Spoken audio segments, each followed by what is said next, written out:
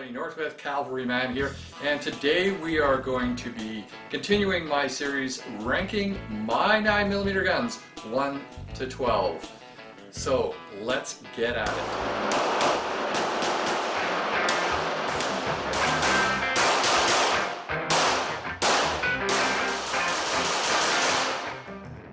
Today's firearm is the Walther P1. It's an historical piece, and I don't shoot it very often because of that, but I do really enjoy shooting it, and it is very accurate. Surprisingly enough, I didn't realize just how accurate this gun would be in my hand. A little bit of background on this gun. Of course, this particular gun was a non-issued police turn-in gun, so it's in really good shape.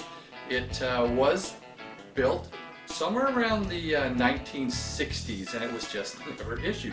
And then of course they changed firearms, and this went on the surplus market. I purchased it last year. I've shot it a few times and I really enjoy it. So this is a P1, so it's post World War II and issued to the German police, not the German army.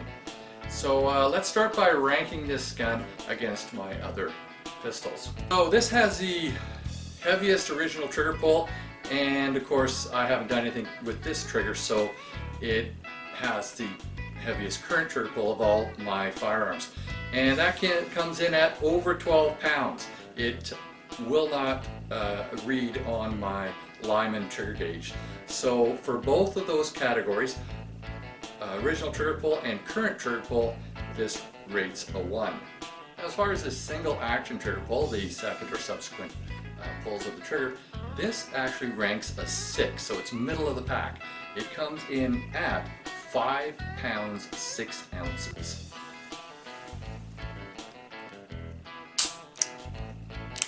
That is a 6 pound 10 ounce difference between the double action trigger pull and the single action trigger pull. And I'll show you the trigger reset right now.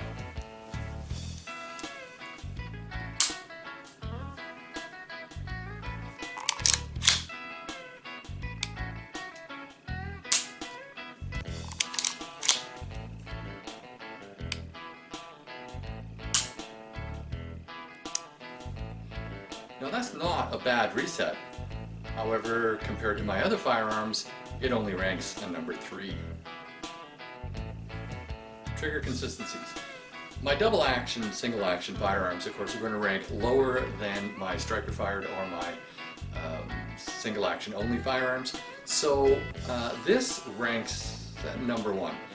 Because of the really heavy trigger pull, and then first trigger pull, and then the 6 pound 10 ounce difference in the trigger pulls, it's fairly consistent when it gets there, but it's not as consistent as my other double single action firearms.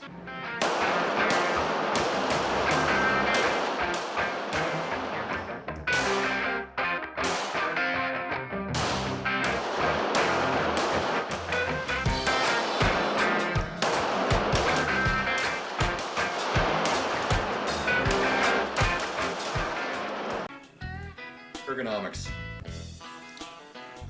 The ergonomics of this firearm is just fine. Compared to my other guns though, of course it ranks fairly low. I can get a fairly high grip on it, but the trigger guard is a little small for me.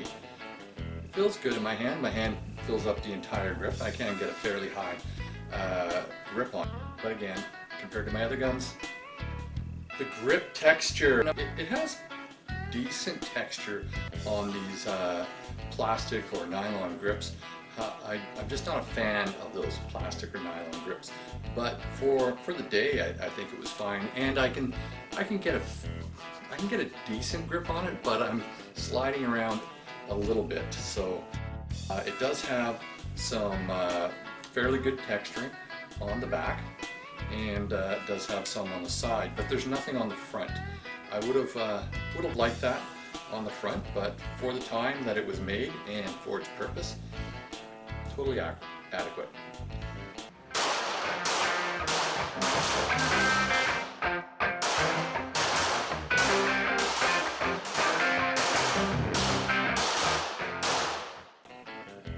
So, controls on this gun.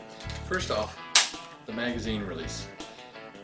We do not have a Western style magazine release on it. It's not a Western gun, so you really can't expect that. It's a European gun, and what we do here is roll the magazine latch out of place while peeling the magazine out. The magazines do not drop free. Now, I don't have any problem with that. It's just, obviously it's not the best of my firearms. It does have a frame mounted safety where it's a decocker and a safety. You can flip it up fairly easily, but I'm just not a fan of the spring or the frame mounted safeties unless they are a safety only or decocker only, and they come back up. The slide lock slide release is mounted on the side here. It's fairly small for my liking, however you can still get to it fairly easily. It's just not as nice as some of my firearms. Now, to break this firearm down, you lock the slide back and flip this lever all the way down.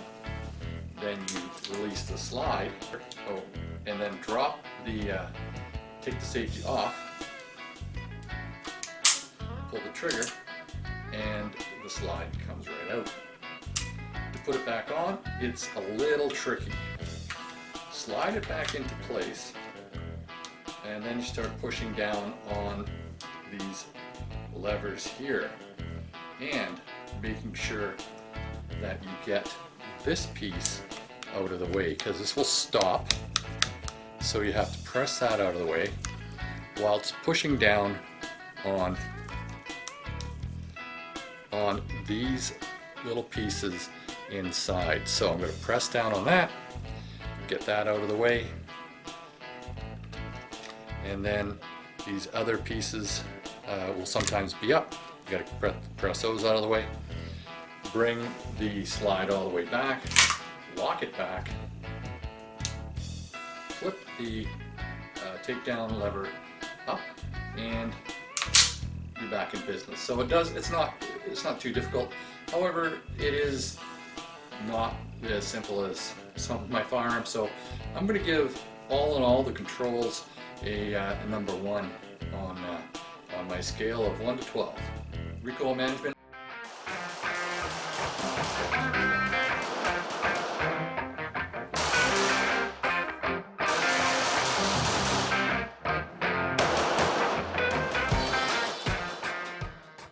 I can control the recoil on this gun fairly well, however, not as good as my modern firearms. I do get a very high grip on it, and you can get a very solid grip on it.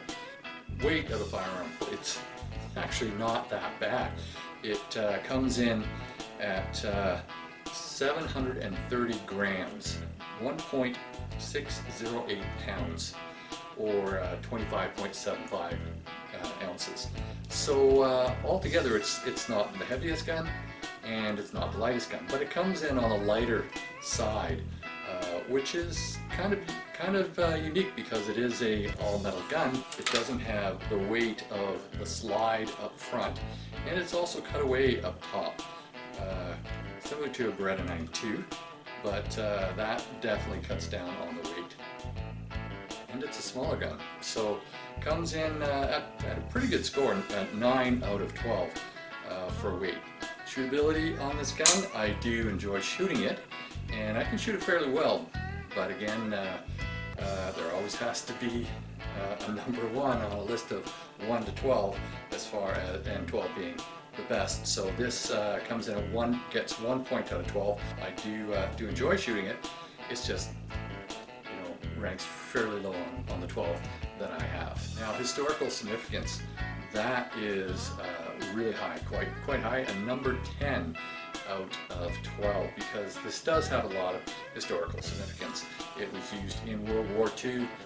It replaced the Luger for the German military, and it was in service for a very long time with the German police after the war. So I think it's no historical significance out of the firearms that I have. I'm going to rank this at a number 10, which is fairly high. Personal preference, I do enjoy shooting it. It's just, well, it's fairly low on my list of guns that I would prefer to shoot. Aesthetics, of course, I like the looks of this gun, but as far as my guns are concerned, again, it's fairly low. It's a number 1. I just have a lot of firearms that I prefer the look of, although this is a classic look, so I can give it that. Just, but if I'm going to be honest, I'm going to give this 1 point out of 12 because of I just have better looking guns.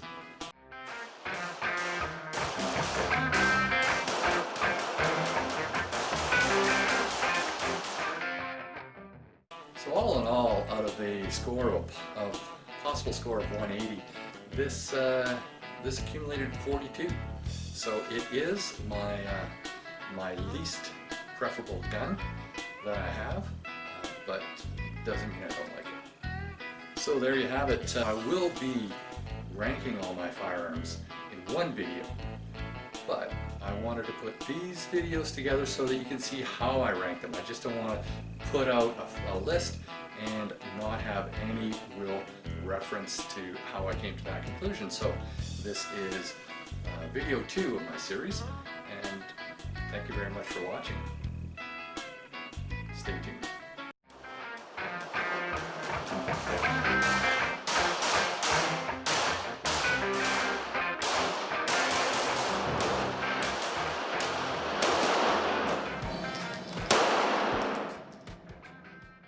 Hey everybody, Northwest Cavalryman here, and if you enjoyed this video or any of my videos, please click subscribe and like. Thank you very much, and I hope to see you next time.